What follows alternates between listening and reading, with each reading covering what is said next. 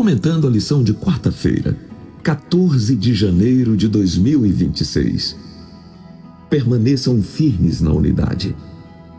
A ordem de Jesus para seus discípulos, permaneçam firmes na unidade, significa que os seguidores de Cristo devem manter-se espiritualmente estáveis e inabaláveis em sua fé, vivendo em harmonia, propósito e amor mútuo, refletindo a unidade que existe entre o próprio Jesus e Deus o Pai. O significado pode ser destrinchado em alguns pontos principais, como firmeza na fé. Permanecer firme tem raízes em uma comparação militar, significando manter sua posição e convicção diante dos desafios e tentações. Implica não desanimar e não se desviar dos ensinamentos do Evangelho. União espiritual e propósito comum. A unidade não significa todos iguais, mas sim uma conexão profunda em espírito, crenças e missão. A igreja, sendo o corpo de Cristo, tem muitos membros com diversidade de dons e origens, mas todos convergem para o mesmo fundamento, a palavra de Deus e o propósito de fazer novos discípulos. Testemunho ao mundo.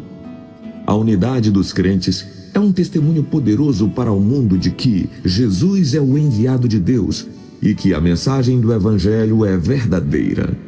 A desunião, ao contrário, prejudica esse testemunho. E origem divina. Essa unidade é um dom de Deus, produzida pelo Espírito Santo, e deve ser diligentemente preservada pelos crentes através do amor, humildade e oração fervorosa. Em resumo, a ordem é um chamado para que os cristãos vivam de forma unida, superando diferenças pessoais e focando no vínculo comum em Cristo, para que possam resistir às forças contrárias e cumprir eficazmente a proclamação do Evangelho. Leia Filipenses capítulo 1, versículo 27 e compare com São João capítulo 17, do versículo 17 ao 19. Que Jesus e Paulo afirmaram ser indispensável para a unidade da igreja. Jesus e Paulo afirmaram que a unidade da igreja depende da obediência à palavra de Deus e da consagração pessoal, da consagração da igreja como um todo. Paulo aconselhou a igreja a viver de modo digno e que todos estivessem no mesmo espírito de união. Isso representava ser mais do que uma pessoa boa, simbolizava dar um testemunho como um cidadão do reino de Deus. Jesus, no Sermão da Montanha, deu vários exemplos de como deve ser um cidadão do reino de Deus ao falar de pessoas humildes de espírito, mansas, misericordiosas, pacificadoras, pessoas com fome de justiça, capazes de receber insultos e perseguições por amor ao nome de Jesus, praticando a justiça e amando até aqueles que se declaram seus inimigos.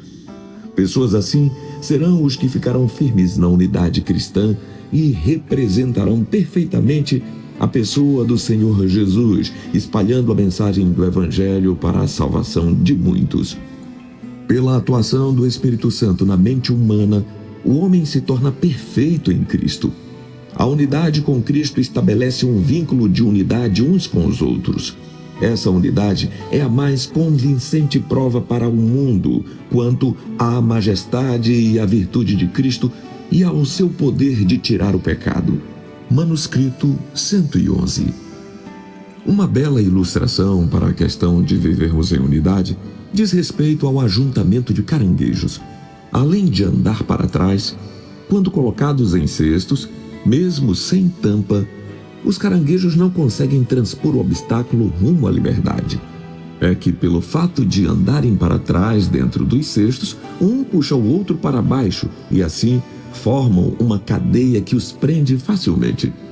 Pela ausência da união, os caranguejos não conseguem chegar à liberdade e vão direto para a matança. O escritor bíblico aconselha: segui a paz com todos e a santificação, sem a qual ninguém verá o Senhor. Hebreus capítulo 12, versículo 14. Isso mostra como a unidade dos membros da igreja será importante na proclamação do Evangelho e na identificação das pessoas como discípulos de Jesus. Que Deus nos abençoe.